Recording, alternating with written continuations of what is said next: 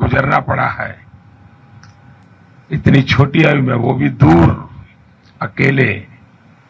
मैं कल्पना कर सकता हूं कि किस प्रकार की मानसिक परिस्थिति से आपको गुजरना पड़ा होगा। कठिनाइयों के बीच भी हम ठीक से अभी इवैक्यूएशन कर पा रहे हैं।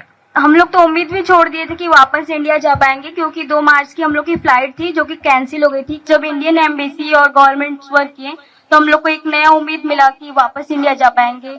All thanks to Indian government. I don't think कि विदाउट इंडियन गवर्नमेंट हेल्प हम इंडिया वापस सेफली आ पाते। हमारे इंडियन गवर्नमेंट ने बहुत अच्छी सुविधाएं दी, हमारे लिए फ्लाइट्स अवेलेबल थे, हमें एयरपोर्ट जाने का एकदम आराम से सुविधाएं मिली, खाने पीने कोई दिक्कत नहीं हुआ।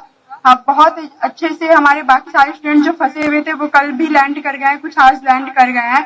थैंक यू मोदी सर, हम लोगों ने बहुत आराम से हम वहां से निकल गए हैं। बॉर्डर क्रॉस करने के बाद इंडियन एम्बेसी ने हमें बहुत ही सुरक्षित तरीके से हमारे कंट्री में पहुंचाया। तो मैं हमारे प्रधानमंत्री नरेंद्र मोदी जी यानी कि आपका बहुत ही धन्यवाद कहना चाहूंगी कि आपने मुझे मेरे घर तक सुरक्षित पहुंचाया, और मुझे विश्वास है कि और भी जो बच्चे फंसे हैं आप उन्हें भी जल्द से जल्द उनके घर पहुंचा देंगे। सर 24 तारीख को जब अटैक हुआ तो हमें लगा था कि हम यहाँ से अपने देश वापस नहीं जा पाएंगे, और सर 2 रात हम ऐसे गुजारे हैं जैसे लगा है कि हम मौत को कितने करीब से देख चुके हैं। बट सर मुझे गर्व है कि मैं भारत देश का वासी हूँ, और गर्व है मुझे यहाँ के सरकार पे, शराब पे। और सर सबसे ज्यादा गर्व मुझे महसूस होता है अपने तिरंगे पर। जब हम इवैक्यूएशन से आ रहे तो हमें ऐसी नोटिस मिली थी कि आप अपने बस के आगे और खिड़कियों पे तिरंगे को लगा दीजिए, ताकि जब रशियन आर्मी देखेगी तो आपके केवल तिरंगे से वो आपको टच भी नहीं करेगी। और सर ये मेरे लिए बहुत बड़ी बात है कि मैं ऐसे महान देश में पैदा हुआ। उस ड्यूरेशन में हमारे पास कोई होप नहीं था, और single hope only is this कि हमारा government and first of all sir specially you sir भगवान के बाद अगर घर में नाम लिया जा रहा था तो सर वो आप थे। मोदी जी हमें बचा लेंगे, अब जो भी कर सकते हैं मोदी जी कर सकते हैं। अब इससे बड़ा हम कुछ कह ही नहीं सकते सर। पेरेंट्स सब होप खो देते हैं सर, क्योंकि हमें बचाने के लिए हमारे पेरेंट्स कुछ भी कर सकते हैं, पर उस सिचुएशन में sir parents can't do anything, and that time they are all wishing from God and they are always, I have no word sir. घर में 100 बार नाम सिर्फ आपका लिया जाता था कि मोदी जी कुछ कर लेंगे, वो ही कुछ कर सकते हैं, अब कोई कुछ नहीं कर सकता। First of all I would like to say that पहली बार हमने इंडियन झंडे की ताकत देखी। हम जब बस पे जाते थे तो करीब 25 चेक पोस्ट हमें मिली जहां पे हमारी चेकिंग हुई, आर्मी अंदर आई, बट उन्होंने छोड़ दिया हमें, मतलब हमारे फ्लैग को देख के छोड़ दिया। इवन जो अदर कंट्रीज के बच्चे थे, नाइजीरियन, मोरक्कन, वो सब हमारे झंडे को यूज करके वो लोग वहां से बॉर्डर क्रॉस कर रहे थे।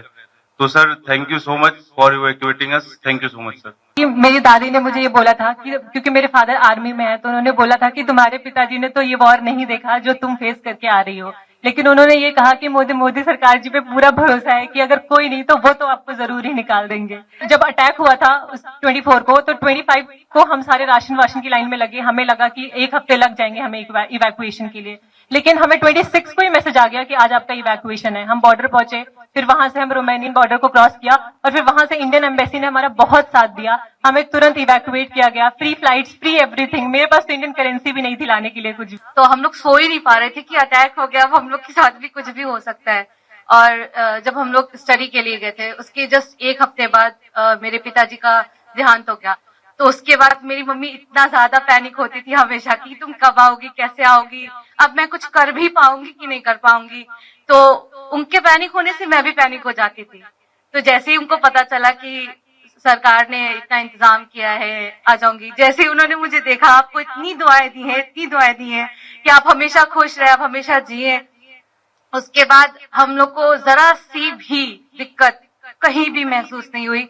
हमारा इंडिया इतना अच्छा है कि हमारे फ्लैग के जरिए दूसरे नेशंस के लोग निकल रहे हैं। तो thank you so much sir, thank you so much. हमारा देश मजबूत हो, इन सारी समस्याओं का समाधान उसी में है।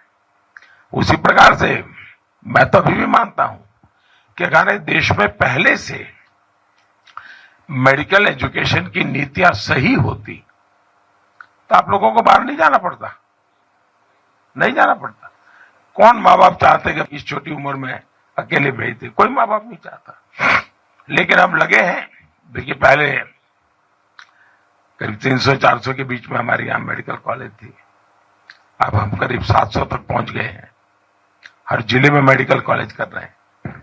पहले हमारे देश में कोई 80-90 हजार के बीच में सीटें थी। अब पिछले 5 साल में हम इसको 1.5 लाख तक पहुंचा दिया है। यूपी में भी नए 2100 विद्यार्थियों के लिए सीटें बनाई है। यहाँ प्राइवेट मेडिकल कॉलेज भी करीब डबल हो रही है। और मेरी कोशिश है कि हर जिले में मेडिकल कॉलेज हो। जिस प्रकार की कोशिश हम कर रहे हैं, तो शायद 10 साल के भीतर भीतर पिछले 70 साल में जितने डॉक्टर बने हैं उतने नए 10 साल में बन जाएंगे जी। इतना बड़ा काम हो जाएगा तो फिर बच्चों को बाहर भी नहीं जाना पड़ेगा, मजबूरियां खत्म हो जाएगी, परिवार को भी टेंशन नहीं होगा। तो मेरी ये कोशिश है। लेकिन अच्छा है, सबको ये बताइए कि भाई देश के लिए तो कुछ न कुछ करते रहना चाहिए। समाज का कर्ज कभी भूलना नहीं चाहिए। तो इस संकट के समय स्वाभाविक है, क्योंकि अगर कोई बच्चा गुस्सा भी करता है तो मैं मानता हूं ये स्वाभाविक है। भाई इतनी मुसीबत से आया है और इतनी ठंड में इतना चलना, तो ये बहुत स्वाभाविक है। अगर किसी बच्चे को, उसके माँ बाप को भी अगर गुस्सा है, इवन मेरे लिए, तो भी मेरा मत है कि उसका एक गुस्सा जायज है, जायज है। खैर जब समझेगा, मन शांत होगा तो फिर प्यार भी करेगा। चलिए, बहुत बहुत धन्यवाद। आपके परिवार को भी मेरी बहुत शुभकामनाएं।